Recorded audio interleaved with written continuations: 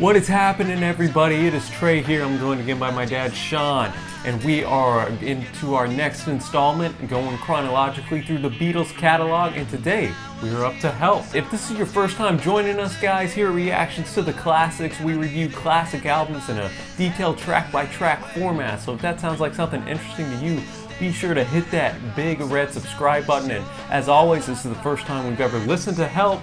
We've really enjoyed the journey thus far, listening to the Beatles and seeing their growth over time, and we just continue to see that here on this album. So as always, Sean, let's get started with some quick facts. This thing dropped on August 6, 1965, Trey, in the UK. 14 songs. First side is the movie songs. The second side is other songs, and those other songs are unbelievable.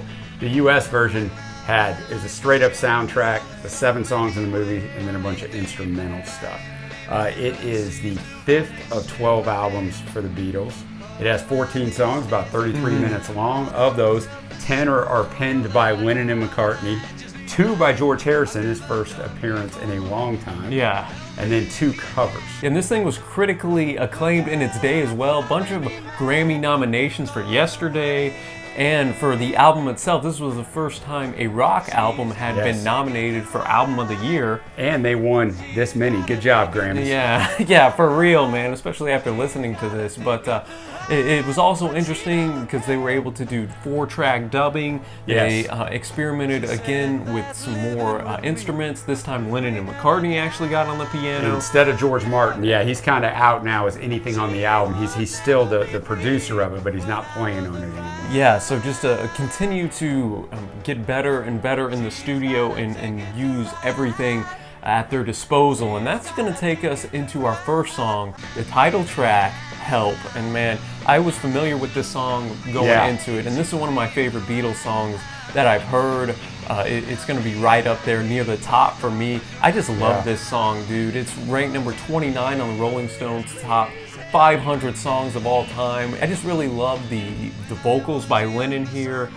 Very powerful. Again, continued lyrical development from whenever we were hearing I'm a Loser and No Reply on Beatles for sale. Exactly. Yeah, and the thing here is most of these songs now are written by one or the other, and they're just credited to both. This was really written by Lennon, and Lennon said in 1970 interview that he thought this song and Strawberry Fields Forever were kind of his best things that he put forward with the Beatles. He also said the song was autobiographical, that really he's singing Help because he's just wants out of this thing. It's insane where he's at. Next up we have the first McCartney offering, The Night Before. He wrote it, he's singing it. Lennon's playing an electric piano throughout, so that's kind of interesting. It's a good song. I don't have a lot to say about it. Yeah, and this kind of details the call and response that they had done a lot on with the Beatles, A Hard Day's Night. And so you have McCartney's lead vocals with Lennon and Harrison doing some very nice harmonies in here. Kind of talking about how he wished he could go back to the night before because his girlfriend kind of broke it off. She loved him up until then. Then we get into another song headed up by Lennon, and man, this one was I love this amazing. I had never heard this before. You've Got to Hide Your Love Away, and this, man, oh my goodness, this was kind of, Lennon said, in its Dylan-esque period. And it's very light, acoustic accompaniment behind it as well. And man, this thing was just unbelievable to me. I adored everything about it, even though it was very light instrumentally. It was just great. What did you think of it? Yeah, this thing's really light. It's got no backing voices. The percussion is actually a brush snare, a tambourine, and a maraca. Now, what is this song about? Well, who knows? It could be about the fact that Lennon was married, but they tried to keep that a secret. Yeah, try to hush it because, obviously everybody was in love with him. Yeah, so you got to hide your love away. Or it could have been, and most likely was about Brian Epstein, their manager, who was a homosexual. He was married, but he was hiding it. The 60s, it wasn't accepted. Yeah, especially in that time, it was a little different than nowadays. So it's probably about that, but whatever it's about, it is one of my favorite Beatles songs. All right, next up we're to the first Harrison track, I Need You, which he actually wrote. Many think he wrote it to his soon-to-be wife, Pattie Boyd. That's right. They married in '66. They met on the set of A Hard Day's Night. And this was interesting, too. The guitar work here was really good, and this was the first time Harrison used a volume pedal. Yeah, and you can hear it. If you listen for it, it is good. Yeah, and I just thought this was one of my favorite Harrison tracks I've heard up to this point. You can tell he's kind of coming into his own both instrumentally and putting that together with the lyrics that he composed. So all in all, really good song for me. And that takes us to the McCartney-led Another Girl, and this was kind of a funny song, showing a little bit of arrogance, confidence, because McCartney's telling his girlfriend, hey, I found another girl, sorry about that, but I'm leaving you for this other girl. So I thought it was funny. I thought, again, there was some good guitar work here, especially at the end by Harrison. And just an overall good track. Yeah, it's one of those up-tempo swing beats that McCartney likes. Can't Buy Me Love, think about it like that. It has the three-part harmonies that we know and love, but it's one of the rare ones where Lennon actually sings the highest harmony. So it's just a really good song. Right now we're up to another Lennon-led track, You're Going to Lose That Girl, and basically he's just telling the guy he's singing to, you better take care of her or I'm going to take that girl. So yet again, some more confidence, baby. A little bit of cold-blooded stuff there, but it has the usual call and response with Lennon singing and Harrison and McCartney coming back, and I just think it's a really good song. Yeah, it kind of was a throwback to me because the harmonies were so nice. It could have been on one of their first two albums. I agree. Really awesome, just sound, pleasant to the ears, and a song that I really enjoyed on this A-side. We close out the A-side with one of their most famous and best songs, I think, that we've heard at least so far, Ticket to Ride. This was written by Lennon, number 394 on Rolling Stone's Top 500 Songs of All Time. This was their 7th consecutive #1 hit in the UK, 3rd in the US, and it was their first track, which is kind of surprising, over 3 minutes long. We're in the middle of album number 5 of the 12 discography, and this is the song that almost all critics and musicologists think turned where the road divided a little bit. Exactly. The Mop Top Beatles, I Want to Hold Your Hand over here, into what's going to become Revolver and Sgt. Pepper. And this is the song. Lennon actually said it's the first heavy metal song ever, which is hard for us to imagine. But in 1965, we cannot stress how innovative these guys were. It's just... Oh yeah, I can only imagine getting this home, popping it on the record player and being like, oh my, what is this? And they think maybe because Harrison and Lennon started using LSD, that's why this song is so odd musically. They got a little help, open the mind. Yeah, and it's just a brilliant song. But what's the song about? Yeah, well, a lot of people debated this, and on the surface, the lyrics kind of describe a girl, having a ticket to ride out of the narrator's life. It's been debated, though, what the phrase, ticket to ride means. McCartney said that it originated from a British railway station to the town of Ryde on the Isle of Wight. So that's a little wordy phrase, I know, but who really knows, I guess. All I know is the song's banging. Well, I'll give you a Lennon side of it, which is always a little bit more wheels off than McCartney. They played in Hamburg. We know this back in the day. There were a lot of prostitutes in Hamburg. They had to be tested to make sure that they didn't have any diseases. And when they were tested by the government, they gave them a ticket. So you can kind of fill in the blanks from there because I want to keep it PG-13.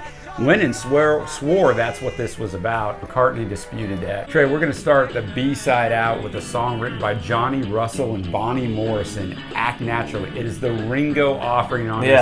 And when you go from Ticket to Ride to this song, I don't know that there could be a greater difference musically. Yeah, for real. This is very country infused. Oh yeah, it was written in 1963 and recorded by a guy named Buck Owens and the Buckaroos. He's a famous country guy. He's in their Hall of Fame. Ringo lays it down, and later on in 1989, Buck Owens and Ringo record this together and get nominated for a country Grammy. But I'll tell you what, the more I listen to the song, the more I liked it. It just is what it is, man. It's a fun, campy thing. This guy is, he's a loser, and he knows he's a loser. And he's just going to have to act naturally and get an Oscar in this movie role that he wants. And I thought this was a much better offering than Honey Don't from the previous record from Ringo. Yeah, I do too. So if you're a Honey Don't fan, I'm sorry. Yeah, it's much better. And so I enjoyed this. Then that takes us to the Lennon-led track, It's Only Love. Great instrumentation here by Harrison. He recorded all 3 of the main electric guitar portions, overdubbed that. Even had that Rickenbacker 12-string from Hard Day's Night, made famous.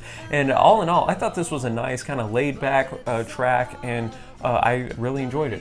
Yeah, it's funny, like Lennon hated this song even though he wrote it. He said it was abysmal and lousy, but I got your reason why, just kind of a little bit about the way they write. Usually when he wrote, his melodies, Lennon's melodies, went horizontally, kind of on a single note. Yeah. McCartney would go vertically. That's why when the songs that they wrote by themselves are so much different. This song actually goes vertically, and that's probably why Lennon didn't like it, because he probably listened to it back and thought it sounded like something Paul wrote. All right, next up we have the Harrison-led track, You Like Me Too Much.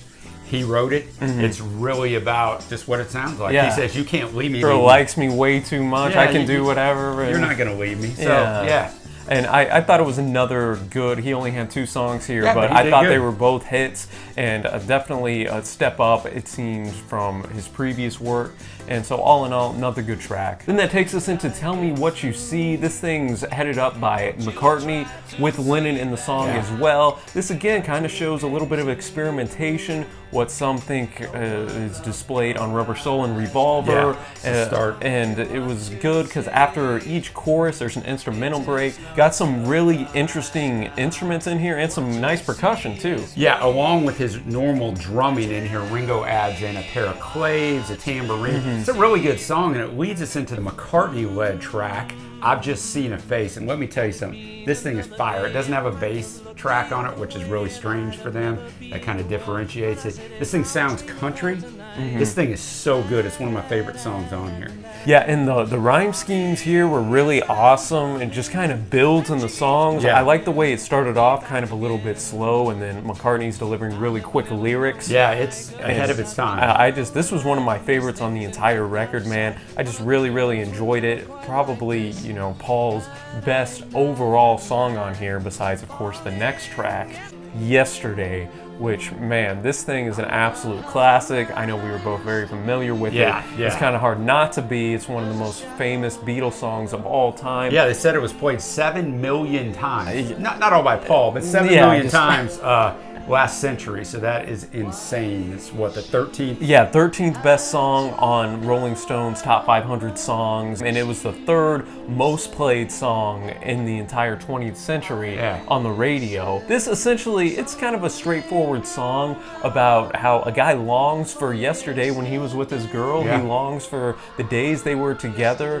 And man, just the nice, just acoustic with Paul's awesome voice here. And then you got the little stringed instruments in the background. First time they used backing musicians in the studio. Yeah, and I just think it all came together, a little over 2 minutes, but it's just a beautiful, beautiful piece of music. I learned some things on this song I did not know. He was the only Beatle to appear on it, so they consider it almost a solo effort. Yeah. The record company considered calling it a solo effort, but the Beatles intervened and said, no. We ain't gonna have that. But on the other side of it, the Beatles would not agree to release it as a single in the UK.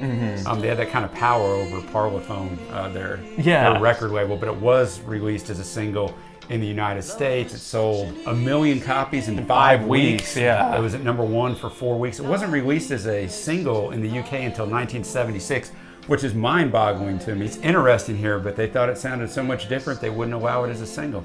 But yeah, man, just a tremendous track. One of the best Beatles songs you're probably ever gonna hear. Yeah, of course. And then that takes us into the cover, another cover, Dizzy Miss Lizzy, which finishes out this awesome record on a high note. This kind of reminded me a little bit of Twist and Shout, and even a little bit. Lennon even had a line in there like, come on, come on, come on. And so I think that was almost like a throwback, even though it's a cover, but I just thought this was high energy and another great performance by Lennon vocally. Yeah, I thought it was an interesting way to end this album out. I liked it. It was an interesting choice to end it with a cover, but yeah, high energy by Lennon. Now we get to the part that's really difficult for me. Favorite songs. Favorite songs, man. If I had to choose one, I would put Help at the top for me. Right. And then I'd go Yesterday, Ticket to Ride. I know those are the most famous, but they're amazing. I've Just Seen a Face. I really enjoyed that one.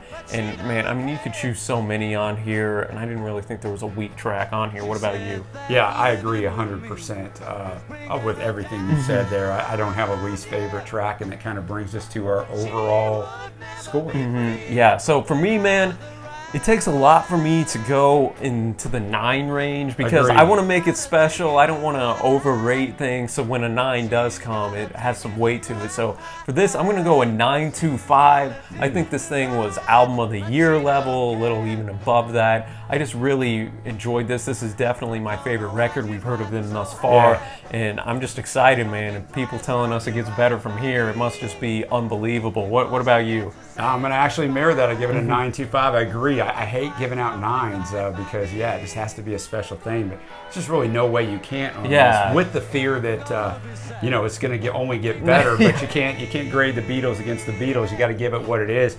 For me, it was a 9.25. There was nothing weak on here, and there were some high points. Exactly, man. And I guess that will about wrap up the review today. Another great album by the Beatles, and we got Rubber Soul coming up Almost next. halfway there, Trey. That's album number 6. That'll be halfway. So now I'm really excited because this is where people say they're starting to hit their peak, and that's going to be a fun journey. So make sure, guys, as I said earlier, be sure to hit that big red subscribe button so you don't miss out on that. We upload videos twice a week.